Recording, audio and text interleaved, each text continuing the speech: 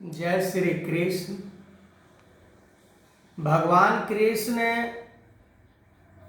अर्जुन को कह रहे हैं कि हे पार्थ,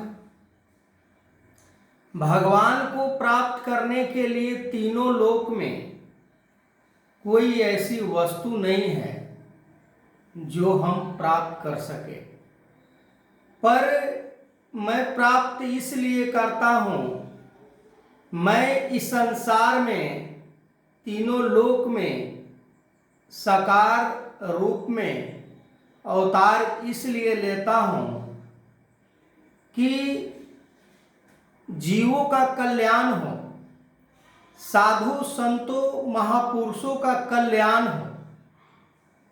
हमें कुछ ना चाहने के बावजूद भी हम अपने कर्तव्य से पीछे नहीं हटते, जो कि हमारा ये तीनों लोक में कोई भी कर्तव्य ऐसा नहीं है जो हमें करना चाहिए। फिर भी मैं जीवों को भला करने के लिए, साधु पुरुषों को कल्याण करने के लिए हम अपने ऊपर भी कष्ट को झेलकर दूसरों को कल्याण करने का हर समय प्रयास करते हैं।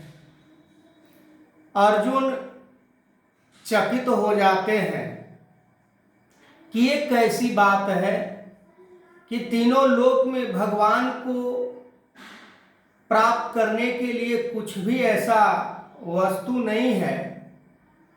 जैसे इंसान का होता है कि कोई वस्तु उसे चाहता है तो उसे प्राप्त करने में लग जाता है, पर भगवान को तो ऐसा है नहीं कि भगवान को इस संसार के कोई भी वस्तु की जरूरत हो और भगवान स्वयं प्रयास कर रहे हो कि हमें ये प्राप्त हो जाए।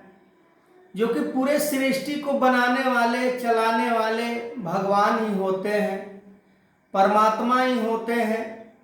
तो वही बात भगवान कृष्ण अर्जुन को समझा रहे हैं कि वही बात तुम्हें मैं समझा रहा हूं अर्जुन, कि जब तुम मुझे तत्व से जान लोगे, समझ लोगे, तो तुम हमारे स्वरूप के जानने के बाद तुम हमारे जैसे हो जाओगे।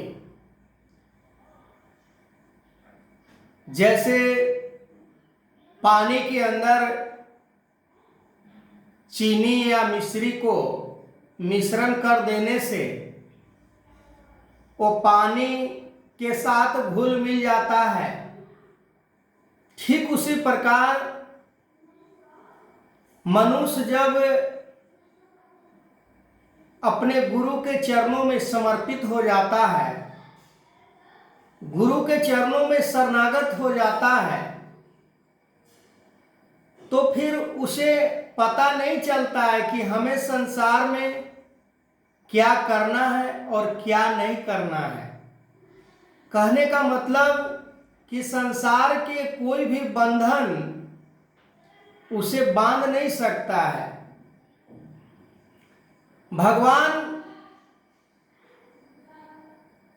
कृष्ण को जब माता यशोदा मैया जब बांधने चलती है बाल अवस्था में, तो वहीं देवर्षि नारद कहते हैं मैया यशोदा से कि तुम किसे बांधने चले हो माते? ये तो पूरे दुनिया को बंधन को खोलने वाला है और तुम इसे बांधना चाह रहे हो। ये तो केवल प्रेम के ही बंधन में बंधता है। बाकी यदि देखा जाए यूं ही प्रैक्टिकली तौर पर, ये परमात्मा सर्वव्यापी निराकार को कोई बांध सकता है क्या? इसको कोई नाप सकता है क्या? इसे कोई हरा सकता है क्या? इसे कोई कैद कर सकता है क्या?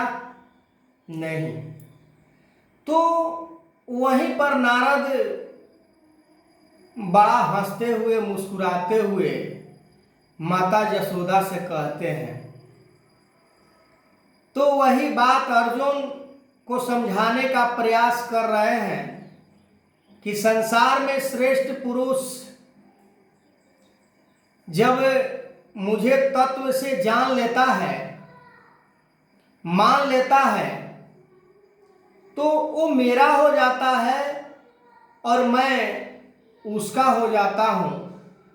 मेरे में और उसमें कोई फर्क नहीं रह जाता है। निराकार और साकार में कोई अंतर नहीं होता है। जो साकार को जानता है वो निराकार को जानता है। साकार समय के सतगुरु माता सुदीक्षा सवेंद्र हरदेव सिंह जी महाराज आज इस धरती पर विचरण कर रहे हैं, पर इसे कितने लोगों ने समझा कि यही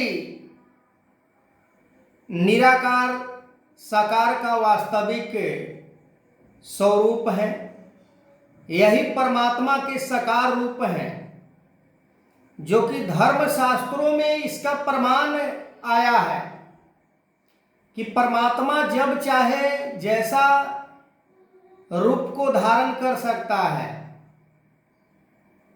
सतयुग द्वापर त्रेता में अनेकों रूप यही निराकार ने धारण किया। कई बार तो ऐसा भी रूप धारण किया जो संसार को आज भी पसंद नहीं है। जैसे मत्स्य अवतार, जो मछली के रूप में भगवान स्वयं इस धरती पर आए, फिर उसके बाद वराह रूप में भी आए, जिसको सुअर हम सभी कहते हैं। सुअर को भी कोई पसंद नहीं करता है, पर भगवान स्वयं इस धरती पर सुअर के रूप धारण करके स्वयं आते हैं। किसके लिए? संत महापुरुषों को कल्याण करने के लिए, जीवों को कल्याण करने के लिए। भगवान कछुए का रूप में भी अवतार लिए इस धरती पर। कच्छप अवतार जिसे कहा जाता है। तो भगवान के लिए कोई भी रूप धारण करने पर पाबंदी नहीं है। कभी भी रूप को ये परिवर्तित कर देता है, क्योंकि पूरे सृष्टि परमात्मा के ही मर्जी से चलता है। परमात्मा ही भिन्न भिन्न प्रकार के ये संसार में कठपुतली बनाते हैं, या मानव के रूप में हो, या दानव के रूप में हो, या देवता के रूप में हो, या पशु के रूप में हो, या पक्षी के रूप में हो। किसी भी रूप को बनाने वाला ये स्वयं परमात्मा ही है। तो आगे मैं इस वीडियो को कंटिन्यू करूंगा। तब तक के लिए जय श्री कृष्ण।